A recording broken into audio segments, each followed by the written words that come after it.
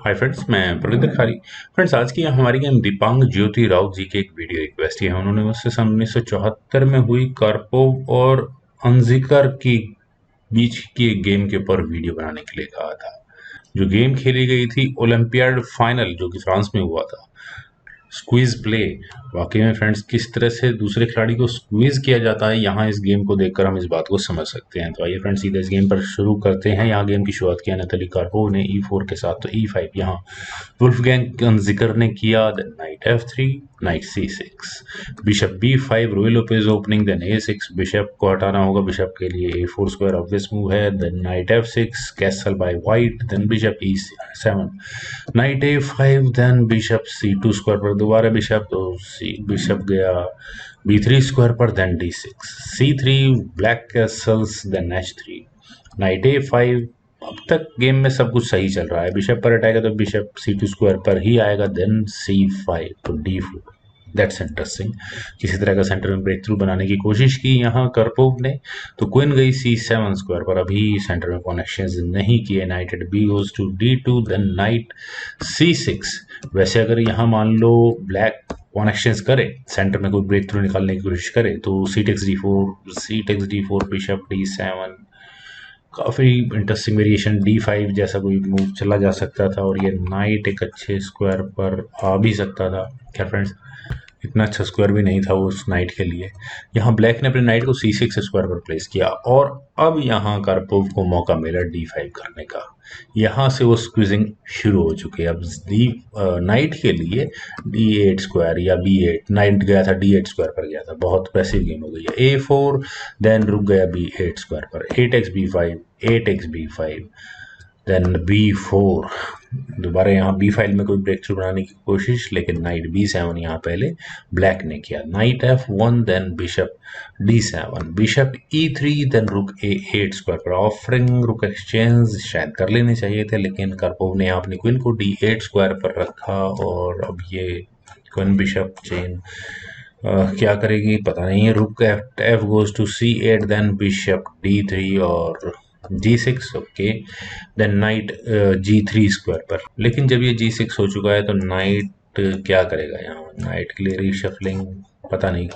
Bishop F8 यहाँ पहले black ने किया, देन रुक A8। काफी देर से यहाँ रुक एक्सचेंज होने का वेट कर रहे हैं, लेकिन ब्लैक ने यहाँ एक टीजिंग मूव चला, C4, बिशप पर अटैक बनाया। बेस्ट मूव मुझे इसी तरह के लगते हैं, यही स्क्वीज टैक्टिक्स है। और मेरे ख्याल से यहाँ बिशप को E2 स्क्वायर पर ही आना चाहिए था, जो ऑब्वियस स्क्वायर मुझे नजर भी आता है। लेकिन पता नहीं करपोव को क्या हुआ, उन्होंने यहाँ अपने बिशप को B1 स्क्वायर पर रखा, रुख पर डिफेंस बनाने के लिए।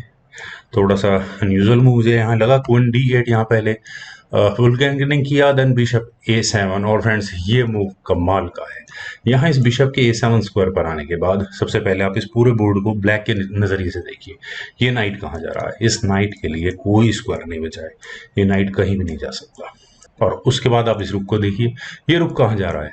कहीं मूव नहीं कर सकता। इस बिशप ने इस पूरी गेम को ही बदल दिया है।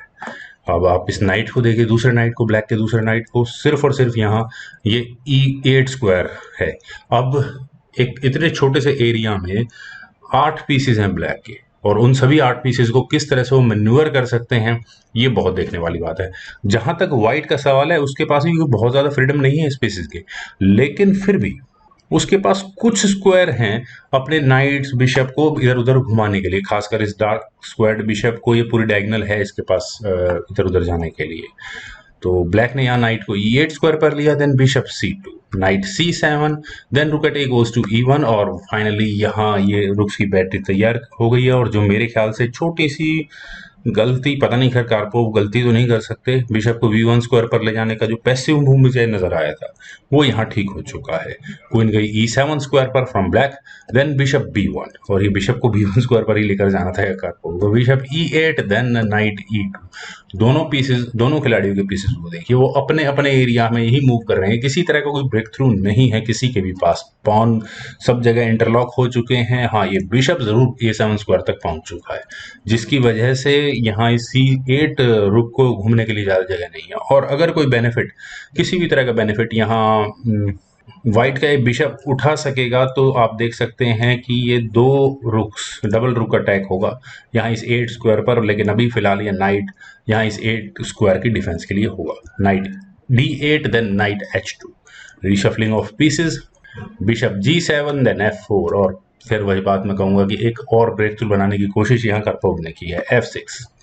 हाँ, ब्लैक ने कहा कि आप ही जो करना है वही करें। देन F5, और मेरे ख्याल से क्या पॉन एक्सचेंज हो सकते थे ब्लैक के द्वारा, शायद हो सकते थे। G takes F5, E takes F5, then knight F7, और माइट भी ब्लैक को थोड़ा ब्रीदर मिल जाता, उसे यहाँ अपने पीसेस को बाहर निकालने का मौका मिल सकता था।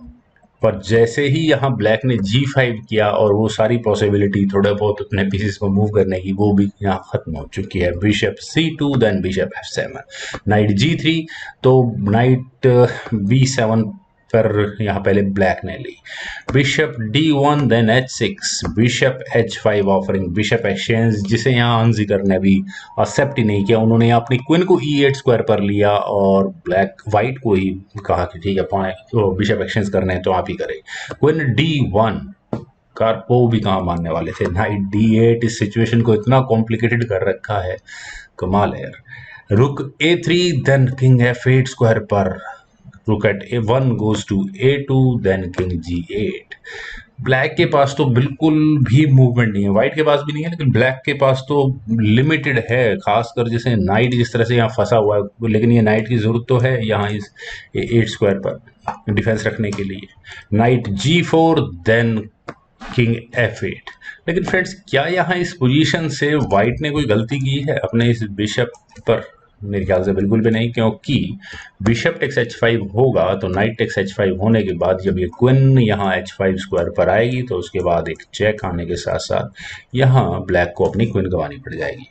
तो इसीलिए यहाँ पहले अनजिकर ने अपने किंग को मूव किया F8 स्क्वायर पर, देन नाइट E8, तो किंग G8 स्क्वायर पर, बिशप टेक्स F7 चेक, और अब queen takes F7 was in option. लेकिन यहाँ नाइट टेक्स F7 पहले ब्लैक ने किया, देन क्वीन H5, और फ्रेंड्स क्वीन के H5 स्क्वायर पर आने के बाद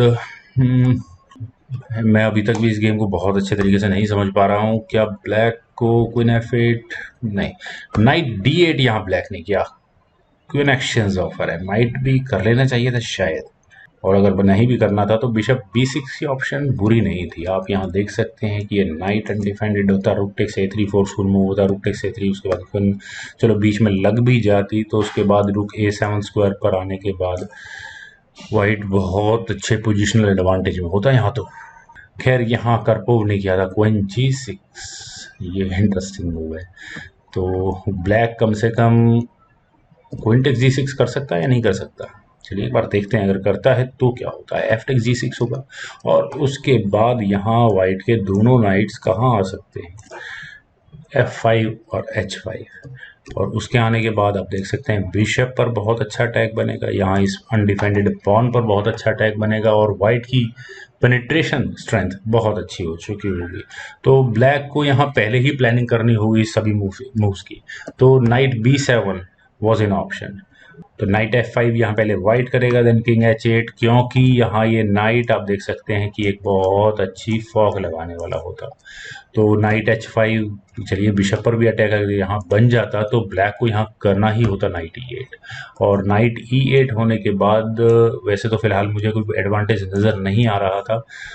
चलिए रुक A6 यहाँ पहले कर सकता है वाइट, और वो यहाँ भी इतना वीक पॉन तो नहीं है ये। बिशप F8, चलिए ये भी अगर ब्लैक यहाँ कर ले तो किंग F2, राइट, G7, ये मूव्स कुछ ऐसे होंगे कि समझ में नहीं आएगा कौन क्या करे यहाँ पे, क्योंकि यहाँ अब आप देख सकते हैं ये F6 पॉन भी वीक हो चुका होगा। Knight takes G7, bishop takes G7, then bishop E3, rook takes A6, rook takes A6, break through बहुत अच्छा होगा, गेम बड़ी मुश्किल होगी। रुक D8 स्क्वायर पर, रुक C6, बहुत कॉम्प्लिकेशंस होंगी इस गेम में, और ब्लैक यहाँ कम से कम इस 8th रैंक को नहीं छोड़ सकता, क्योंकि यहाँ ये रुक 8th रैंक में आकर बैक रैंक चेकमेट कर सकता है। फ्रेंड्स बहुत कॉम्प्लिकेटेड सिचुएशन है, मैं काफ़ी देर तक इसी पोजीशन को समझने की कोशिश करता रहा था कि ब्लैक आखिर कर क्या सकता है। एक और ऑप्शन जो मुझे नज़र आती है वो नाइट को B7 स्क्वायर पर ले जाने की होती है कि वाइट ब्लैक को ही बोले कि तुम ही क्वीन एक्सचेंज करो, लेकिन इससे भी रिजल्ट कोई बुक में ज़्यादा कोई खास फर्क पड़ता नहीं। पर ब्लैक ने जब यहाँ अपने किंग को मूव किया है F8 स्क्वायर पर, तो उसके बाद कार्पोव को अपना फाइनल मूव चलने का मौका मिला। उन्होंने यहाँ किया नाइट H5 और यहाँ इस मूव के बाद अनातोली कार्पोव ने रिजाइन कर दिया। क्यों कर दिया? क्योंकि सबसे पहले तो यहाँ चेकमेट की थ्रेट है और मान लो अगर ब्लैक यहाँ क्वीन टेक्स G6 करे तो उसके बाद वही सारा सीक्वेंस जो भी मैं डिस्कस कर रहा था वो यहाँ ब्लैक को लगाने का मौका मिल जाएगा और ऊपर से यहाँ बिशप पर डबल अटैक को चलिए करके दिखाता हूँ। एफ टेक्स G6 होने के बाद नाइट B7 जैसा कोई मूव यहाँ इस D6 पॉन पर डिफेंस करने के लिए होगा। देन नाइट F5 होगा, बिशप पर अटैक बनेगा, नाइट E8 से बिशप पर डिफेंस भी हो जाएगा। देन बिशप B6 होगा, ऑफरिंग रुक एक्सचेंज, सॉरी रुक, मान लो एक्सचेंज हुआ या बचा लिया गया, जो भी हुआ, तो रुक A7 फाइनली कुछ भी कर ले, यहाँ ब्लैक व्हाइट का रुक 7th रैंक में कम से कम आएगा और ये नाइट विन हो जाएगा। और मुझे नहीं लगता कि इस गेम को और ज्यादा प्रेशराइज करने में व्हाइट को बहुत ज्यादा प्रॉब्लम्स होने वाली है। और रियल स्क्वीज प्ले फ्रेंड्स, कमाल की गेम थी। इस तरह की स्क्वीज गेम बहुत कम देखने को मिलती है और मुझे उम्मीद है कि आपको ये दिबांग ज्योति राउत जी की बताई हुई गेम जरूर पसंद आई होगी। तो आप लोग इस वीडियो को लाइक करें, शेयर करें और मेरे यूट्यूब चैनल को सब्सक्राइब जरूर करें। आपके कमेंट्स का मुझे बेहद इंतजार रहेगा। Thank you for watching, bye for now.